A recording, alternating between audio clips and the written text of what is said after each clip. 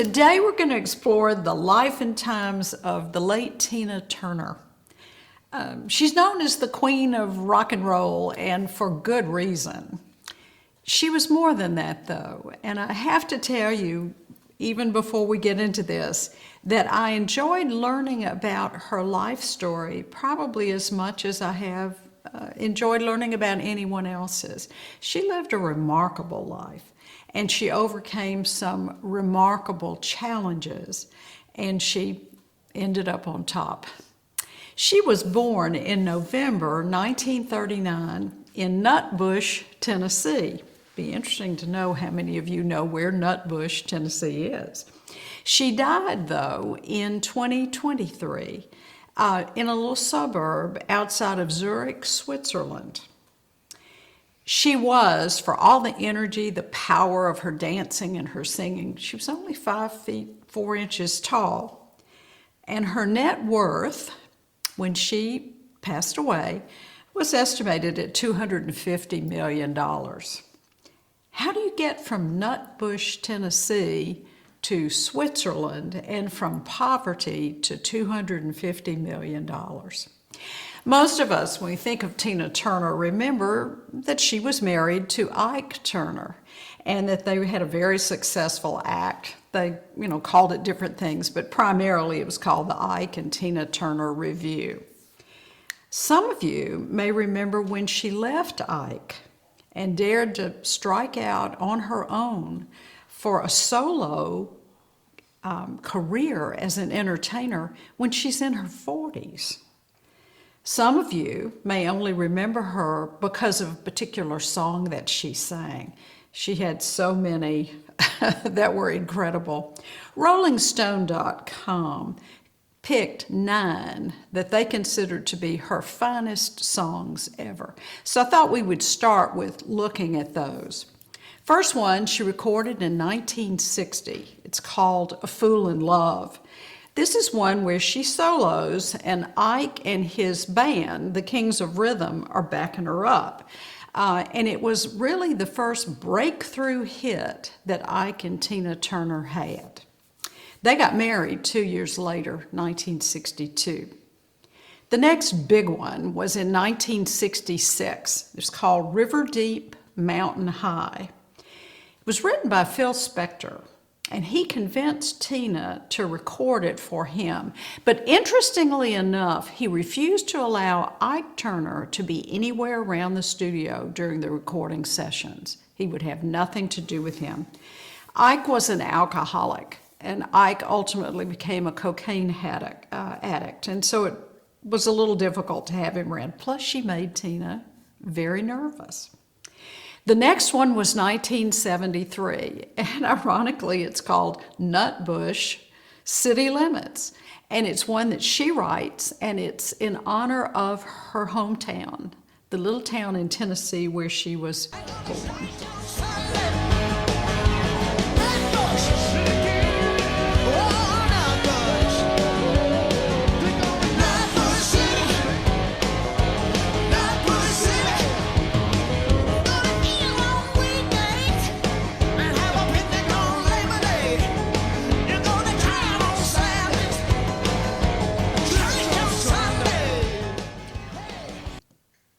'71 brought the next one, and it was, frankly, it's my favorite. It's Proud Mary. This one was written by John Fogerty, and it was originally recorded by Creedence Clearwater Revival, but almost nobody remembers that they ever even sang it. That's because Tina's rendition of it was the one that once you hear it, you can't forget. She played with the timing of it. She started slow and then built it to a heavy rock and roll tempo at the end. It's dynamic. 4 years later, she recorded Acid Queen. It was sung by Tina, and it's because she played the character Acid Queen in the Who's rock opera, Tommy. This was the one that brought her the British audience. In 1978, 3 years after Acid Queen, Ike and Tina divorced. Then in 1983, Her next big hit and her first real big hit as a solo artist was Let's Stay Together. It's an Al Green classic, and it was the song that really kick-started her solo career when she needed it the most. In 1984, she, I think this one is probably my second most favorite of hers. She recorded What's Love Got to Do with It? You must try to ignore that it means more than that. Oh, what's love got to do with it? What's love but a second hand? She was 46 years old. Most thought she was well past her prime. How could she come out with these dynamo records? But she does. And this one, I think, proved that Tina had really only just begun. The next year, she did We Don't Need Another Hero. This one was the theme song for the movie Mad Max Beyond Thunderdome, in which she again acted. This time she played the part of Aunt Entity, and it's a fabulous song. And then in 1989, she produced, sang, recorded The Best. It was already a fairly popular record that had been recorded by another artist, but she made it her own. And she did it by adding a key change, she put in a bridge, she added a saxophone solo, and she sang her heart out. And many of the music historians, looking at her whole body of work, consider The Best to be her best. In her spare time, she also wrote 3 books. 2 were autobiographies. 1 was a kind of a self-help book. The self-help book was the last one that she published. She published it in 2020. The title of it is Happiness Becomes You, a guide to changing your life for good. The other 2, the autobiographies, one was written in 1986. She titled it I, Tina. She had a ghostwriter with her, and it was adapted in 1993 into the film What's Love Got to Do with It? Very, very interesting piece. The one, though, that I chose to review with you is her last and second autobiography. She published it in 2018, and it's called Tina Turner, My Love Story. She wrote it with Deborah Davis and Dominic Wichman, and it was published by Penguin Random House in the United Kingdom. In an interview, Tina Turner told the New York Times this: I wanted to tell the whole story and get it right this time. I also wanted to make peace with my past, including Ike. That's why I picked this one, because the first one, I, Tina, talks about everything, but it doesn't reveal everything. And this second one, My Love Story, does. And I think it took years for her to get to the point that she could tell her love story. There had been so much written about her. Most of it centered on her relationship with Ike Turner. I mean, they were Ike and Tina Turner. They were just, like Sonny and Cher. You always thought of them together. Journalists tended to focus on the marriage and the fact that she would leave him, but they pretty much ignored everything else about her life, even her career after Ike Turner. So she decided she needed to tell her whole story. In many ways, she lived 3 separate lifetimes: her childhood, her life with Ike, and then her life without Ike. My Love Story was written when she was in her late 70s. It chronicles her rise to success, which is what we would want to know about her, but it also gives her complete family history for the first time, and that's an important part of who she is. It's very unapologetic when it talks about the very abusive relationship she had with Ike Turner and how she found the courage finally to leave him. It speaks about her surprising conversion to Buddhism She became a Buddhist. And it also explains her relationship with the only man she ever truly loved. But let's go back to that question. How and when did Anna Mae Bullock from rural Tennessee become Tina Turner, also known as the Queen of Rock and Roll, with homes in Europe and the United States? As I was studying, reading about Tina Turner's childhood, the word that kept coming to mind for me was survival. Because for Tina Turner, Anna Mae, her childhood was an act of survival. Today, if you go to Nutbush, Tennessee, you see a big sign that says, "Welcome to Nutbush, Tennessee, birthplace of Tina Turner." It's become a tourist attraction. And part of the reason it has is because Tina never forgot it. There is now a Tina Turner Museum there. And to get to it, you have to drive along the Tina Turner Highway. So Nutbush didn't forget her either. She put Nutbush on the map with that song that she wrote and recorded back in '73. Remember, Nutbush City Limits?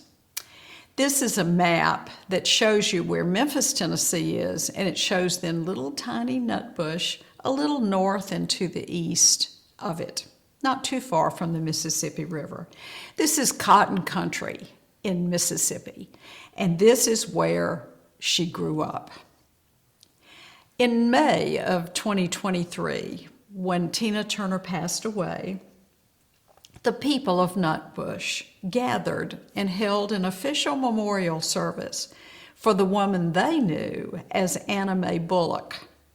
And during that gathering, several of them remembered knowing her as a child. At that gathering, in the New York Times, there was this quote. It said, "Robbie Jarrett Ewing remembered misbehaving as a baby with Anna Mae Bullock within the pews of the Woodlawn Missionary Baptist Church and attempting to cover it from their grandmothers. We just did whatever we could without the old women looking at us," Miss Ewing mentioned. So Tina was, as a child, a little frisky, perhaps. This is a picture of her first school, her elementary school, the Flag Grove Elementary School. It was built in 1889, and it was built by Anna Mae Bullock's great uncle. Her childhood one-room schoolhouse had been deteriorating badly. It was moved to the West Tennessee Delta Heritage Center in Brownsville, which is a close by little city, and it was restored and turned into the Tina Turner Museum. This is a picture of the schoolhouse now that has become the museum, and you see it's clad in white and its picket fence has been restored. The refurbished school holds artifacts that Tina personally donated to her hometown for it. Included are many things, including sequin designer outfits by Bob Mackie and Giorgio Armani that Tina would wear on her tours, and even the school desks that she sat in while she was a student there. She was not a great student. There are intimations several places, and also in my love story, that she was dyslexic. But again, she's growing up in a time when that doesn't have a name. No one understands it exactly, but it creates a problem with her learning. I think the desks are charming. She remembered that hometown, and she remembered it with love. She donated several of her gold records to the museum. During her career, she won 12 Grammys. She was voted into the Rock and Roll Hall of Fame with Ike in 1991, and then again as a solo artist in 2021. And in 2005, she received the Kennedy Center Honors. Quite the lady. Of special interest are a number of personal notes that were sent to Tina during her career that she also donated to the museum. One is this one. It concerns a personal note that Prince Charles at that time, today King Charles III, sent to her after he saw her. This is as it was explained in my love story. King Charles III, at the time the Prince of Wales, wrote a letter on Kensington Palace stationery gushing about seeing her. "It was a great pleasure to meet you," he wrote, underlining great. "I now find that I am gradually becoming something of an expert on the rock scene and can occasionally impress those who are considerably younger than me with my knowledge of some of the pop groups." During that memorial, which must have been a very sweet gathering, individuals sang hymns, and they lit 83 candles, one for each year of Anna Mae's life. And many of them shared their personal memories. Carolyn Flagg, the 83-year-old vice mayor of Brownsville, talked about their friendship, which began in the 9th grade. Tina had asked a young man to do a dance, not knowing that Flagg liked him too. And then she reminded everyone that Anna's favorite dance was the pony created by Chubby Checker. And she would perform, Tina would, as an entertainer, she would perform the pony even toward her last years. Her father and mother were interesting people in their own rights. And one of the reasons I think of survival when I think of Tina Turner is because I think that she survived a very real, continuing experience of abandonment by these parents. Her father, Floyd Richard Bullock, was an overseer of a number of sharecroppers, and he was physically abusive of his wife. Tina saw this as a child. The mother, Zelma Priscilla, was a homemaker, and she never really wanted Anna Mae. And she basically told the child this. She always played favorites with the other children. And Tina, in her book, talks openly about she would always be whipped and the others would not be. There were two siblings, two sisters. One was killed rather early, at an early age in a car wreck. The other one, Aline, continued to live and was part of Tina's life. Her childhood was chaotic. During World War II, the parents left and put Tina with grandparents in Knoxville. Then after the war, the parents sort of got back together, but then Tina's mother left Tina's father because of that abuse. When she was 13, her father remarried and abandoned Tina and her sister. Her mother also remarried and abandoned the children, and so Tina lived with her grandmother and worked as a domestic while she tried to get an education. So you see here, this is not a steady, loving childhood. This is a bouncing from pillar to post, from grandparent to grandparent, from one parent to the other parent. Never a sense of security. And it ingrained in Tina Turner a sense that she must always take care because everything she loved would abandon her at some point. When she was 16, her life took a positive turn. 1956, her grandmother died. That's not the positive part. But it meant that she had to move to Missouri to live with her mother, who's the only one sort of left for her to live with. That also is not the good thing. The good thing, the turning point, is that she enrolled in an amazing school. It's called Sumner High School, and she enrolled as a junior, and she wanted, at that point, to be a nurse. This is a picture from her yearbook, and she's quite a lovely young girl. She lists herself as Ann Bullock. And notice in this yearbook picture, which is her senior yearbook picture, it says she's going to be an entertainer. That was in 1958, and she was certain now that she would someday be an entertainer. This is a picture of the outside of Sumner High School.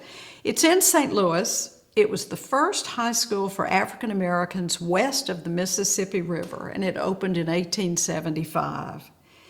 It was known for its superb faculty, which focused on empowering the students to overcome challenges and to achieve despite odds that seemed to be built in. It made all the difference for Tina Turner as an adult.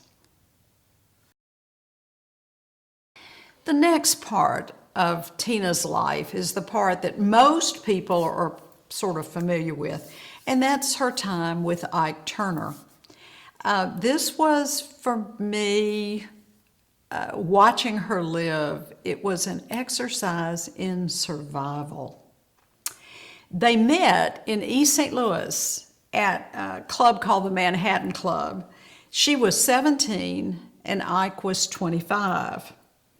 Her sister was dating a member of Ike's band, the Kings of Rhythm, and so, took her little sister along to watch him perform. That's where the entertainment bug really hit Tina.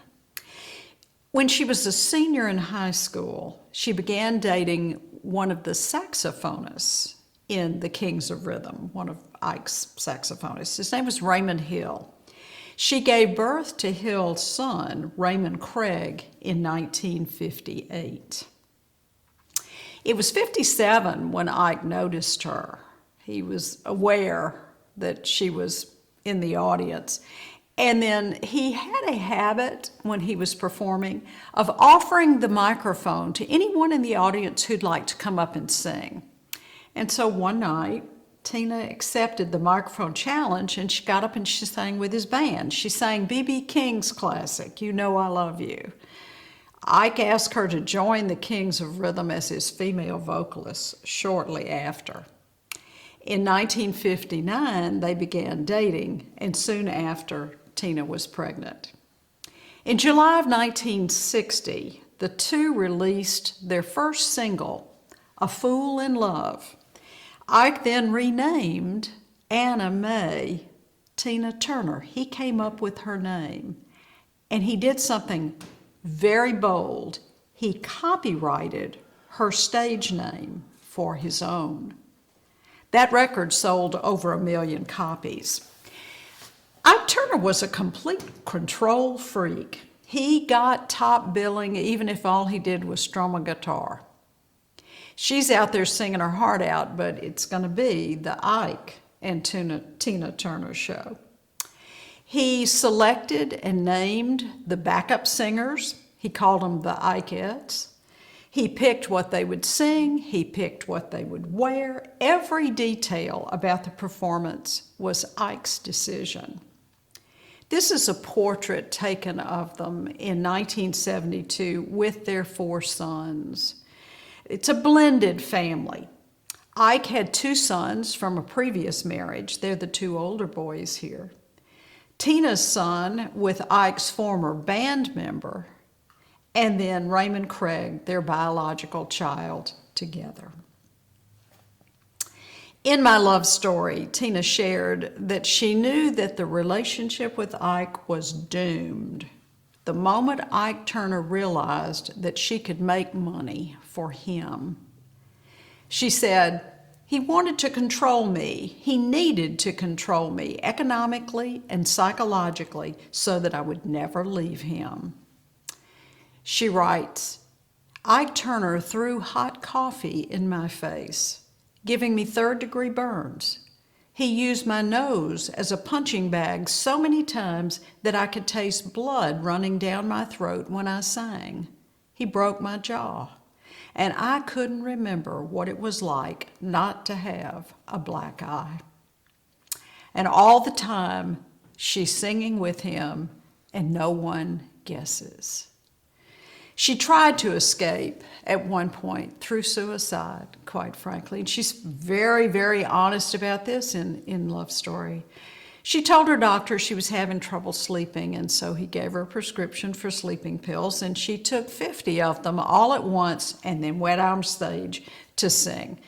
She thought she would die doing the thing that she loved the most. In her book, she writes, "When I took those pills, I chose death, and I chose it honestly. I was unhappy when I woke up, but I came out of the darkness believing I was meant to survive. In July of 1976, the two of them were on their way to do a show in Dallas, and they got into a horrific fight. This time, for the first time, Tina physically fought back. Later, she fled their hotel room, carrying with her 36 cents and a mobile credit card. She hid in a friend's house, several homes, until she could file for divorce a little later that month. And she filed using irreconcilable differences as her reason. You know, in divorce, you're supposed to get, things are divided and so forth. They weren't all that divided for Tina. She got 2 cars, but she fought for one more thing. No money, no house, one more thing. The one more thing, she wanted the rights to the name Tina Turner. That was her stage name, and that was how she wanted to be known. She became one of the first women performers to come forward and tell her story of the abuse that she had suffered. Once she started talking about it, she gradually became a beacon of hope to abused women everywhere. She continued to be that until, and frankly, even after her death. She told Vanity Fair in an HBO documentary in 2021, 2 years before her death, "I wanted to stop people from thinking that Ike and Tina was so positive, that we were such a great team. So I thought, if nothing else, at least people will know the truth." And that's why she wrote about it. You know, Tina Turner comes out of a horribly abusive relationship, married to a control freak who was also abusive. And she's got to find Tina Turner. She's been completely submerged under this guise of a marriage and so forth. And remember, I told you earlier that as a child, she had been conditioned to expect abandonment. And so her act of abandoning Ike Turner was a bold move psychologically for her to make. She got out of there, and she had her name, she had her reputation, which was really very good, and she had more courage than most people would have. And with those 3 things, in her 40s, she recreates herself. This time, she's a solo artist. This time, she's going to channel the inner rage that she feels into the way she sings her songs. And the result is she beats the odds, and she becomes a middle-aged rock and roll sensation who looks hotter and better than women half her age. Daphne Brooks in The Guardian wrote a fascinating piece. I would encourage you to look it up. It's called Tina Turner, The Making of a Rock and Roll Revolutionary. And in it, she writes this: "Tina Turner was a giant of the decade that brought us sky-high L-net hairdos, dazzling arena pop. Her swagger, her sensuality, her gravelly vocals, and unstoppable energy were her trademarks, and still evoke the kind of euphoria that remains synonymous with rock and roll. Yet in the mid-1980s, the onset of her second wind as a solo artist, she was also making history, executing these bold moves as a middle-aged African-American female entertainer who had overcome severe personal and professional obstacles to reach the top." She was cover girl in October of 1984 of Rolling Stone magazine. Here it is, and she doesn't look like most 44-year-olds, I think. I love the name of the story about her in there is Tina Turner, She's Got Legs. She surely did. They went forever, I think. Her 1984 album, Private Dancer, had in it, as probably the best of all the songs, What's Love Got to Do with It? That song won, or the album won a Grammy Award for Record of the Year, and the song was named as her first and only #1 song on the Billboard Hot 100. At 44 years old, she became the oldest female solo artist to ever top the Hot 100. Here she is accepting the Grammy the year. It's the 27th Grammy Awards that were held in 1985, and she looks pretty good for 44. Tina embarked on a number of tours. There were several that were, I think, more outstanding than the others. One was the Break Every Rule World Tour. This was from late 1987 to early 1988. It became the top grossing tour by a female artist during the whole of the 1980s. At the time, it set a Guinness World Record for the largest paying audience in concert, with 180,000 attending. She tried her hand at movies, and it turned out she was a good actress. Probably in both instances, she was hired more for her singing ability, and they thought she could act some. It turned out she could act pretty well. The two films, one was in 1975, the other was in 1985. The one in 1975 was Tommy, the rock opera that The Who had produced. That was the one that she surprisingly got permission from Ike Turner to go and do. And then the other was the 1985 one, Mad Max Beyond the Thunderdome. As she worked her way up to the top and became a very, very, very fan favorite entertainer, she was embraced by the music industry. She had paid her dues, and she was gaining the respect of the other performers. This is a picture of her in 1981 with the Rolling Stones. She admitted just a short time before her passing in 2023 that she'd always had a major crush on Mick Jagger, but had never followed through with it. 1985, Cher became one of the strongest proponents for her, and of course, it's because Sonny and Cher had had a very similar relationship to Ike and Tina Turner. Sonny always was the top billing. Sonny selected what they were going to do, and Cher was just kind of the quieter other half. Now, I'm not suggesting that Sonny Bono was the kind of abusive husband physically that Ike Turner was. But I will say it's clear that when Cher left him, she too became a different person. 1995, Lionel Richie took her under his wing and did some performances with her. He was very popular, she was very popular, and they made good music together. 1986, one of her favorite things was performing with Paul McCartney of the Beatles fame. In 1986, he's considerably younger, as you can see in this picture, and she's rocking and rolling away, and she doesn't look like a 50-something either. In 1989, David Bowie and she became particularly close because Bowie asked to record one of the songs that Tina had written.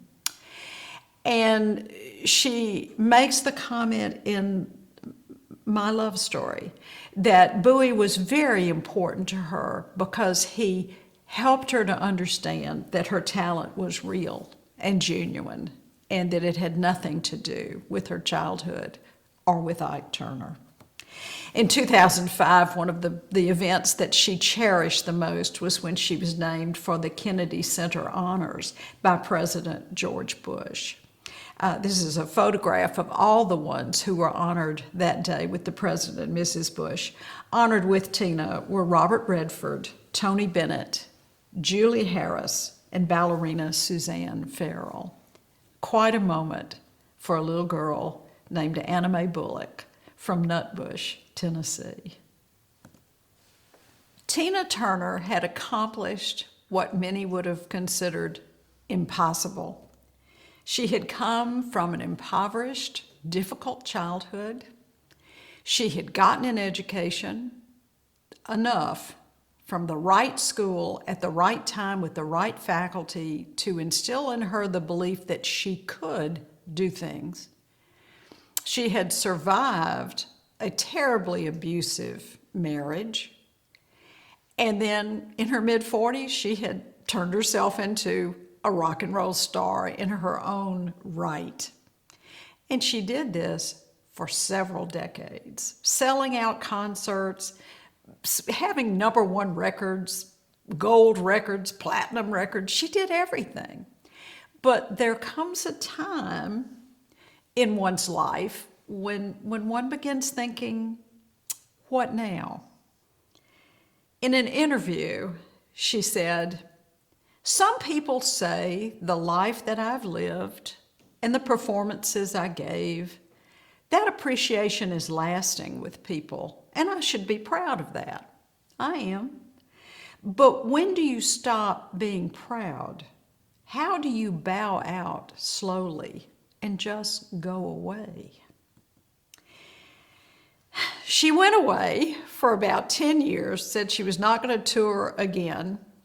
But then when it came time, the 50th anniversary rolled around of the first time she ever took a stage with a mic with Ike Turner. She decided to do one last tour, and she called it her 50th anniversary tour. It was her 11th one and the final concert tour that she was going to do.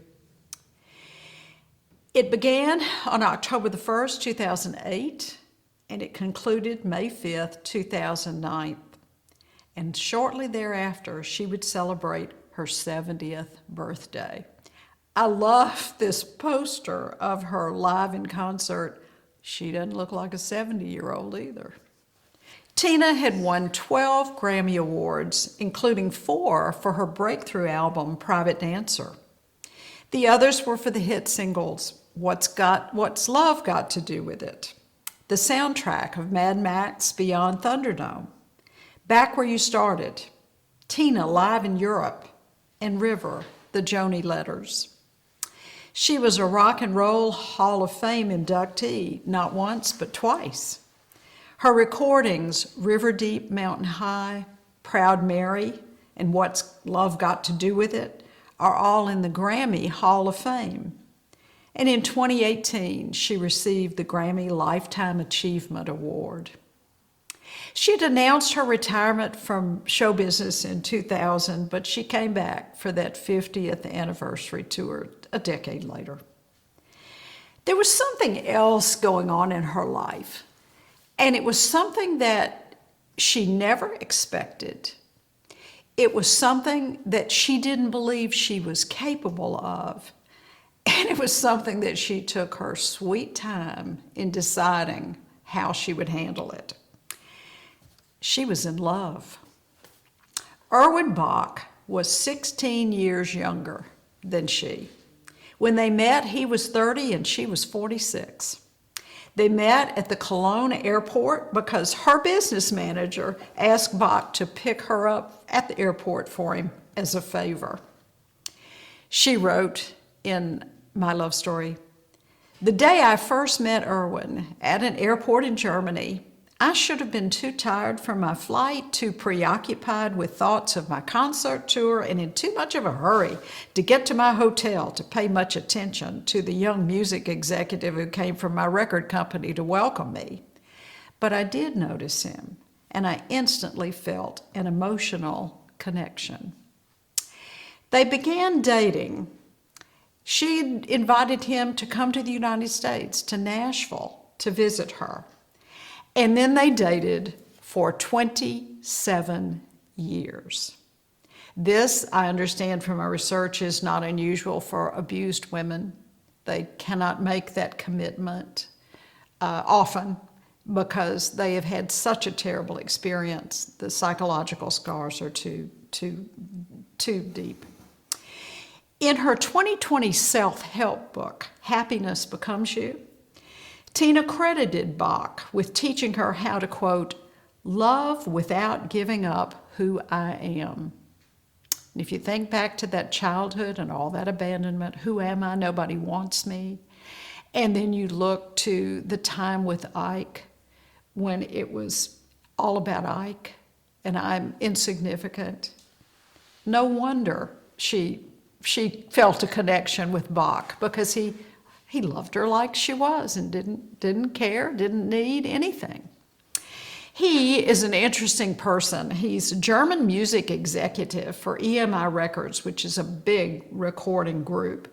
He had worked with bands, Queen for one, Pink Floyd was another. His personal net worth, separate totally from Tina Turner, is $50 million. He first proposed to her very close to her 50th birthday in 1989. Her answer was, "I don't have an answer." She didn't tell him no. She didn't tell him no. It's yes, it's just kind of a maybe in there.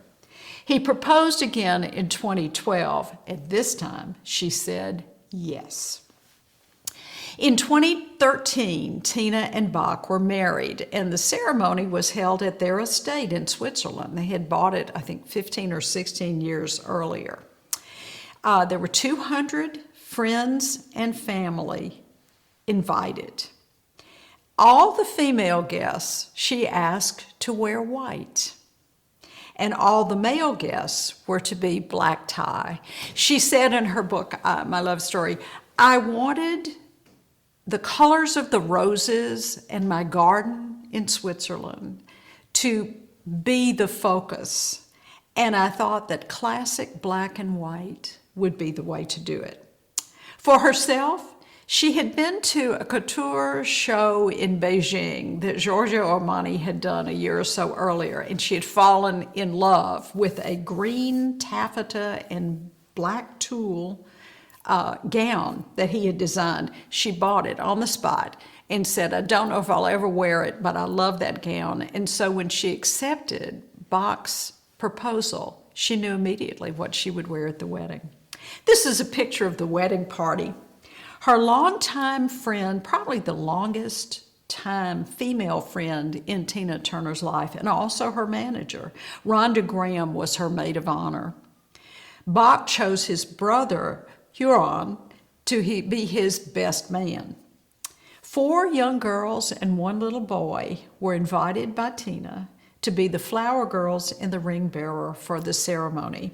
And she had Armani design their little gowns too. This is a picture of the newlyweds as they're leaving the formal ceremony, and the joy is evident everywhere, and you can get a sense of just how happy everybody is to see this union. Over their years together, the 27 years that they dated exclusively, and then their marriage years, Bach helped Turner through a series of medical emergencies. All of those happened after they married. Just 3 months after their marriage, she had a stroke, and it took her some time to come back from that. Then a year after the stroke, she started suffering serious bouts of vertigo. 2016, she was diagnosed with intestinal cancer, and her kidneys began to fail.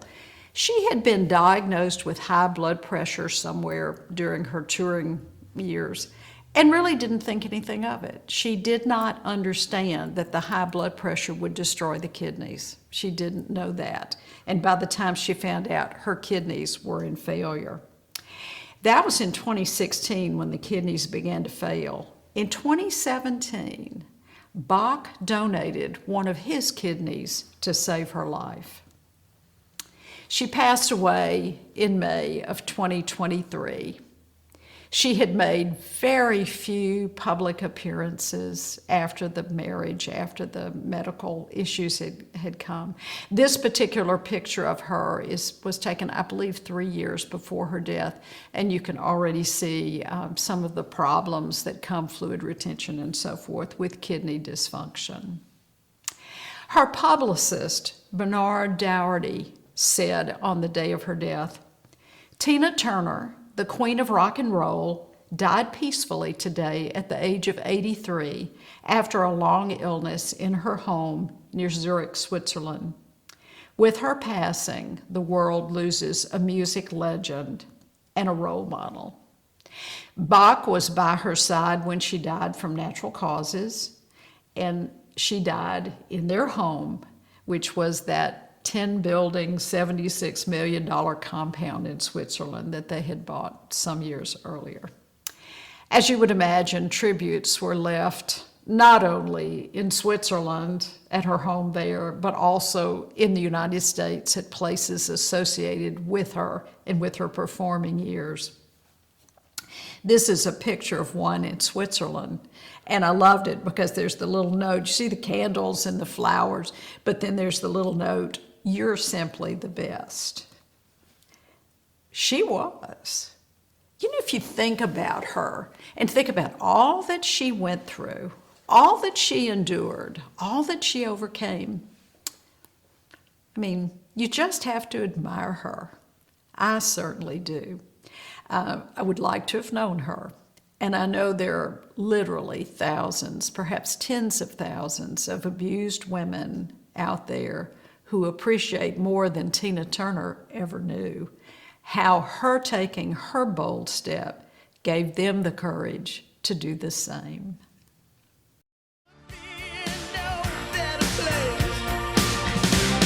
You're simply the